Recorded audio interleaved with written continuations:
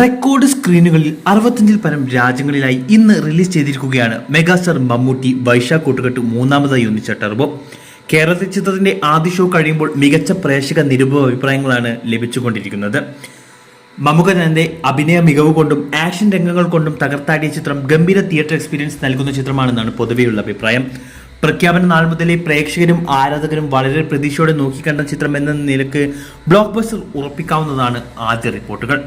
മമ്മൂട്ടിക്ക് പുറമെ രാജ്ബി ഷെട്ടി, കബീർ സിംഗ് ദുഹാൻ, സുനിൽ, അഞ്ജന ജയപ്രകാശ്, ശബരീഷ് വർമ്മ, ദിലീഷ് പോത്തൻ, ബിന്ദു പണിക്കർ, നിരഞ്ജൻ അനൂപ് തുടങ്ങിയ വമ്പൻ താരനിരക്കുന്ന ചിത്രത്തിന് മികച്ച അഡ്വാൻസ് ബുക്കിംഗ് ആയിരുന്നു ഉണ്ടായിരുന്നത്. അതുകൊണ്ട് തന്നെ ആദ്യ ദിന കളക്ഷനിൽ ചിത്രം പുതിയ റെക്കോർഡ് സൃഷ്ടിക്കുമെന്നാണ് കരുതുന്നത്. ആദ്യ ഷോ കഴിഞ്ഞപ്പോൾ പ്രേക്ഷകരിൽ നിന്നും നിരൂപകരിൽ നിന്നും ലഭിച്ച റിപ്പോർട്ടുകൾ പ്രകാരം ടർബോ മോളിവുഡിലെ അടുത്ത 100 കോടി ചിത്രമാകും. കേരളത്തിന് പുറമെ മറ്റ് സ്ഥലങ്ങളിലും മികച്ച അഭിപ്രായങ്ങൾ തന്നെയാണ് ചിത്രത്തിന് ലഭിച്ചുകൊണ്ടിരിക്കുന്നത്. ഇന്ന് നൈറ്റ് ഷോകളോടെ ചിത്രം കത്തിക്കയറണമെന്നാണ് പ്രതീക്ഷ.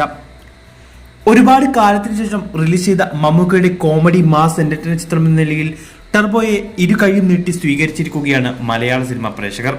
ടർബോ കണ്ടവർ നിങ്ങളുടെ അഭിപ്രായം കമന്റ് ചെയ്യൂ.